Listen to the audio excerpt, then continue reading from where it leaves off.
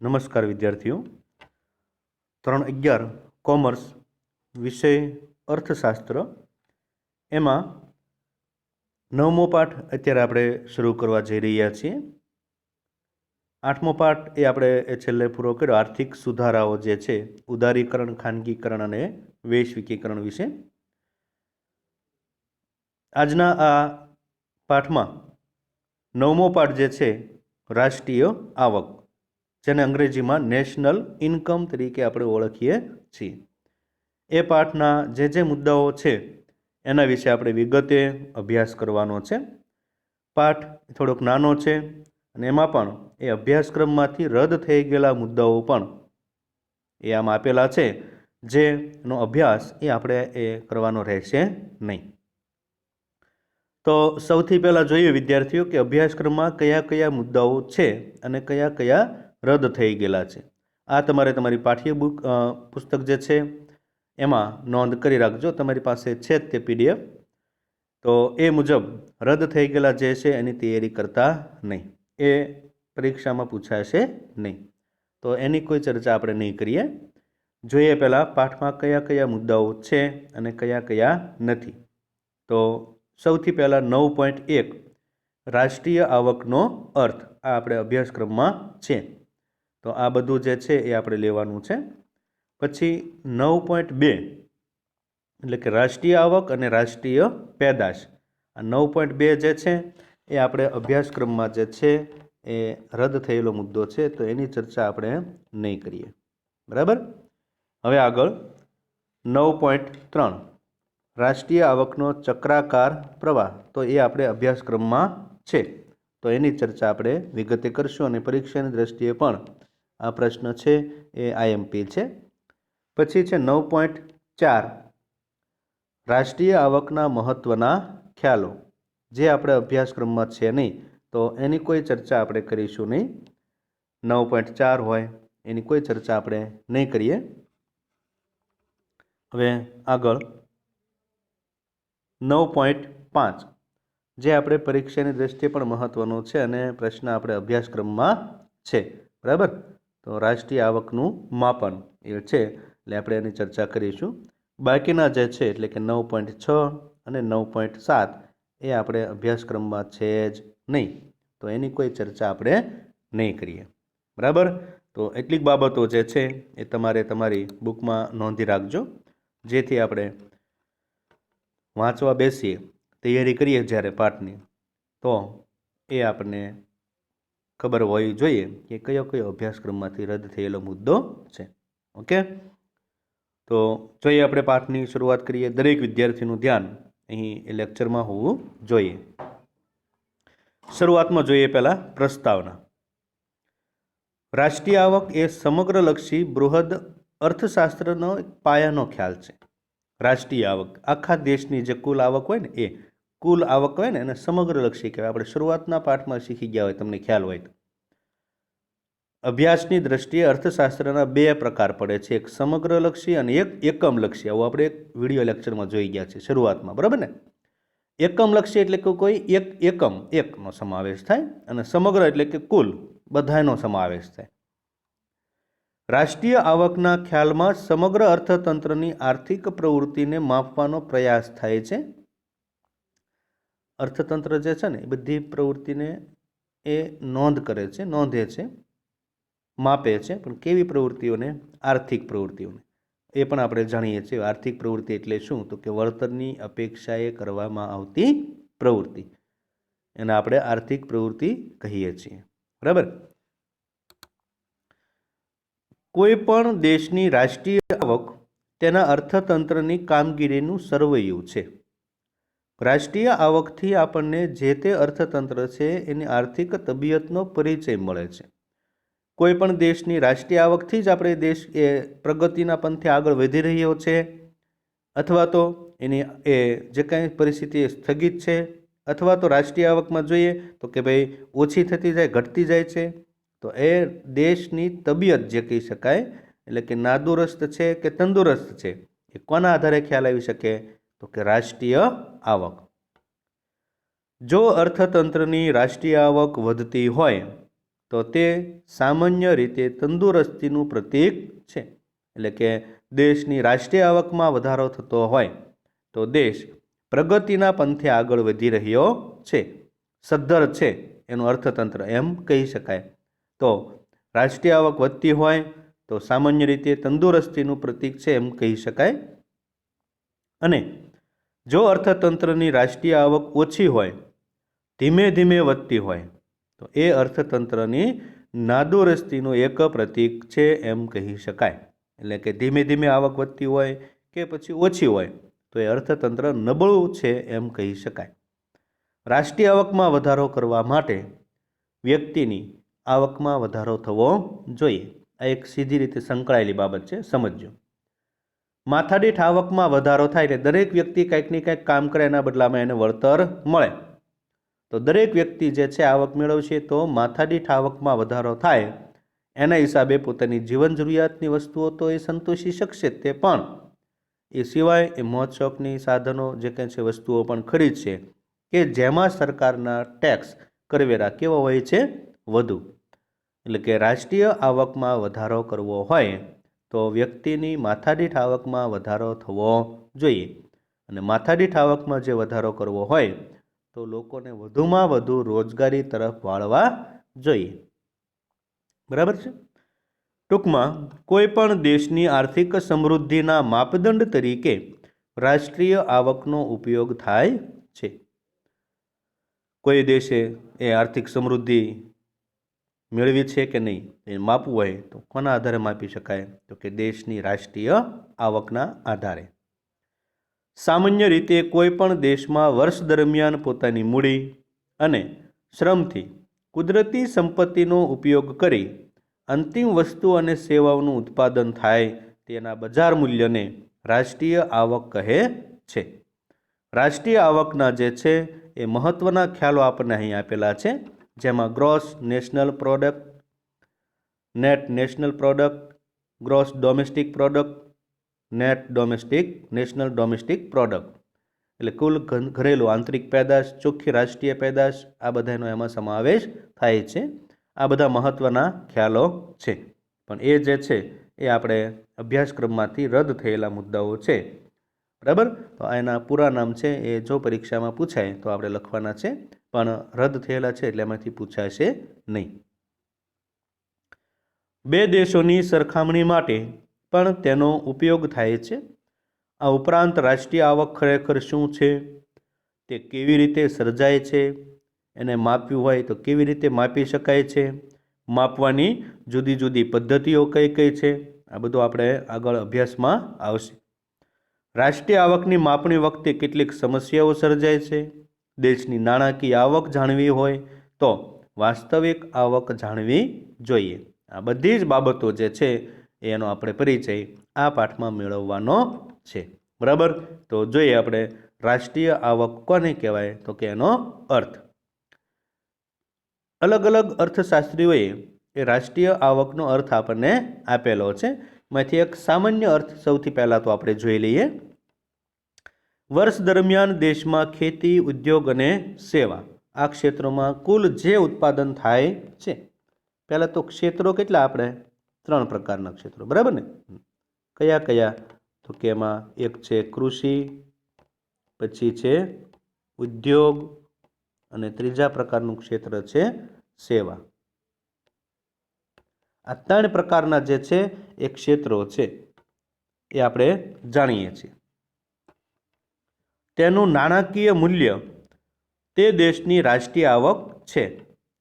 આપણે જ્યારે કહીએ કે ભારતની રાષ્ટ્રીય આવક 128 લાખ કરોડ રૂપિયા છે, તેનો અર્થ એ થાય કે ખેતી હોય, ઉદ્યોગ હોય કે સેવા, આ ત્રણેય ક્ષેત્રમાં એક વર્ષ દરમિયાન 128 લાખ કરોડ રૂપિયાની ચીજવસ્તુ અને સેવાનું ઉત્પાદન થયું છે, આમ કહી શકાય. એટલે દેશમાં વર્ષ દરમિયાન જે કંઈ ક્ષેત્રો છે, કૃષિ, ઉદ્યોગ અને સેવામાં જે ઉત્પાદન થાય છે એને આપણે રાષ્ટ્રીય આવક તરીકે ઓળખીએ છીએ.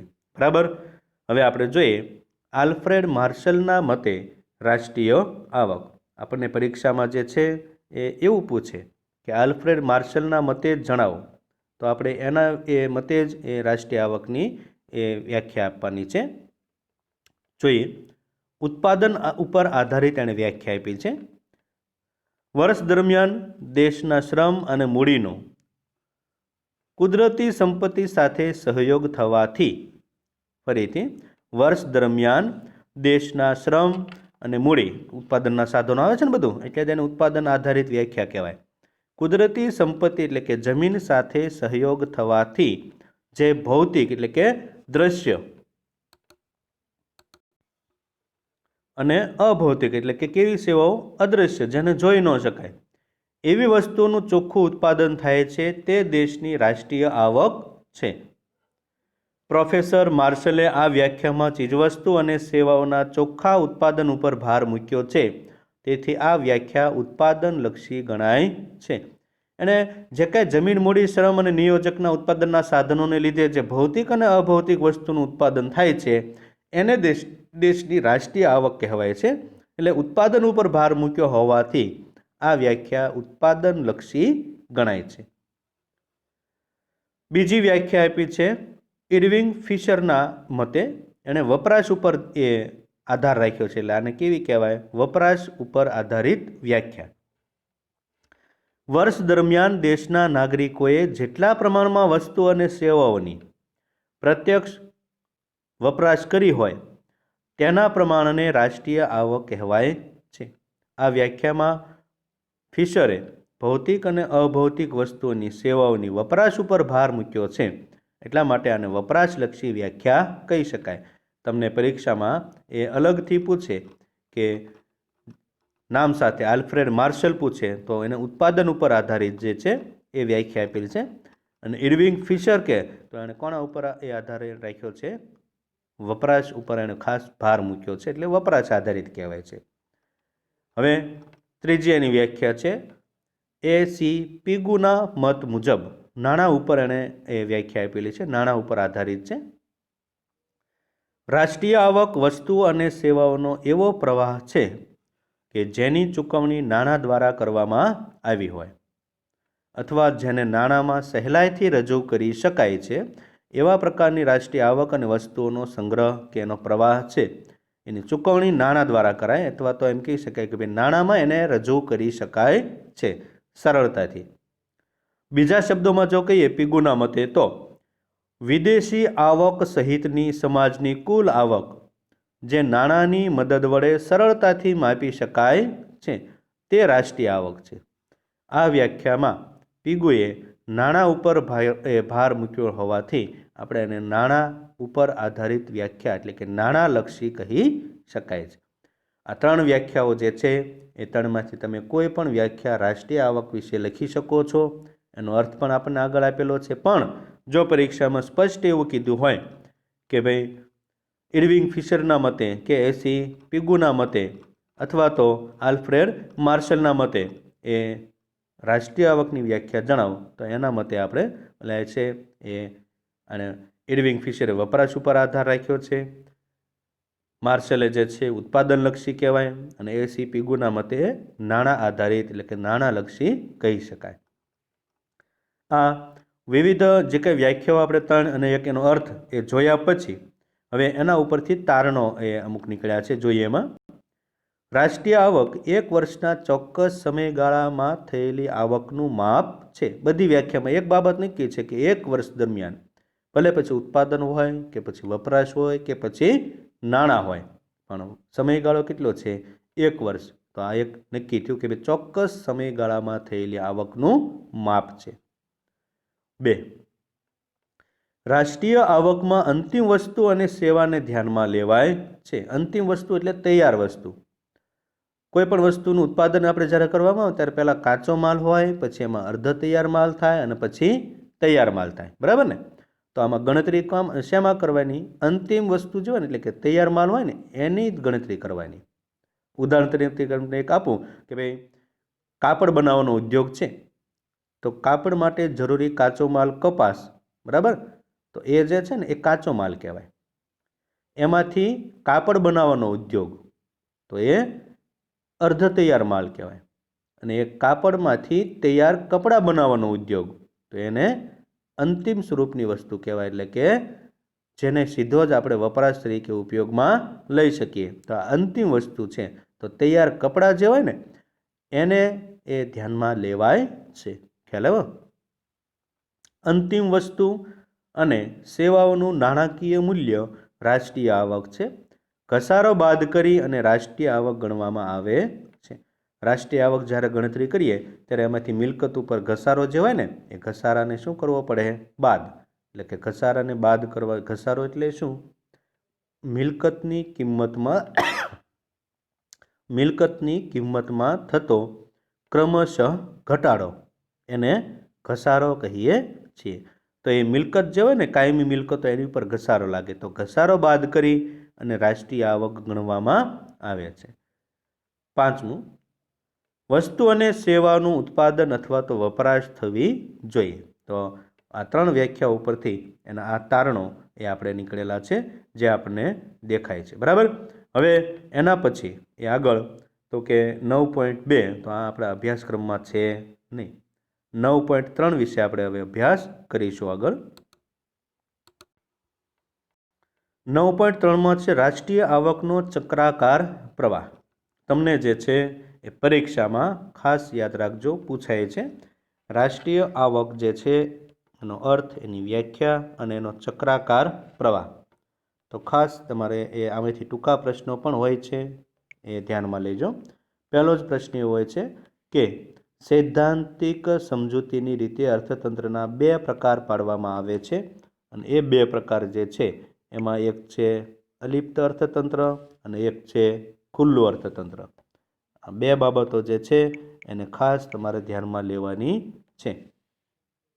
હવે પરીક્ષામાં એવું પૂછે કે અલિપ્ત અર્થતંત્ર એટલે શું અથવા તો ખુલ્લું અર્થતંત્ર એટલે શું? એવા બેના અર્થ આપણે અહીં આપેલા છે. બરાબર. જોઈએ. સૈદ્ધાંતિક સમજૂતીની રીતે અર્થતંત્રના બે પ્રકાર પાડવામાં આવે છે. એક અલિપ્ત અર્થતંત્ર અને એક છે ખુલ્લું અર્થતંત્ર. શબ્દ બરાબર સમજજો, એટલે એકદમ સરળમાં સરળ છે. અલિપ્ત અને ખુલ્લું. ખુલ્લું એટલે શું ખબર? દેશની ભૂમિકા હોય અને વિદેશની હોય, બે માટે હોય ખુલ્લું, તો એને ખુલ્લું અર્થતંત્ર કહેવાય, ઓપન ઇકોનોમી. અલિપ્ત અર્થતંત્ર હોય ને એમાં માત્ર દેશની જે કંઈ ચીજ વસ્તુ ને એની જ વાત કરવામાં આવે, વિદેશની ચીજ વસ્તુ આમાં કોઈ ચર્ચા કરવામાં આવતી હોતી નથી, એટલે આને કેવું કહેવાય? અલિપ્ત. બરાબર ને? આવું યાદ રાખજો.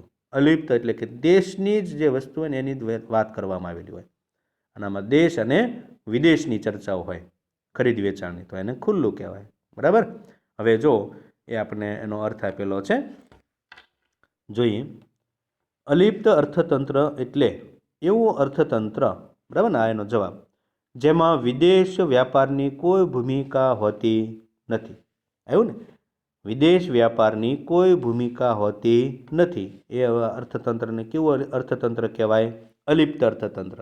જેમાં દેશની જે કંઈ ચર્ચા કે ભૂમિકા હોય છે. અલિપ્ત અર્થતંત્રમાં વિદેશ વ્યાપારની કોઈ ભૂમિકા હોતી નથી.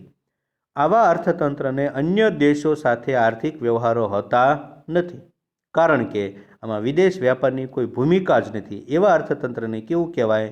અલિપ્ત અર્થતંત્ર. યાદ રહેશે ને? જોઈએ આગળ. દેશમાંથી વસ્તુ, સેવા, સાધનોની નિકાસ થતી નથી. અન્ય દેશમાંથી વસ્તુ કે સેવા સાધનો એ આવતા પણ નથી, એટલે કે આયાત પણ થતી નથી. જો આયાત અને નિકાસ થાય તો એ શું કહેવાય? વિદેશ વ્યાપાર કહેવાય. પણ અલિપ્ત અર્થતંત્ર છે ને એમાં વિદેશ વ્યાપારની કોઈ ચર્ચા કે ભૂમિકા હોતી જ નથી, એટલે આયાત નિકાસ હોઈ શકે જ નહીં. બરાબર. આ એક બાબત. બીજું, અલિપ્ત અર્થતંત્ર એટલે કેવું?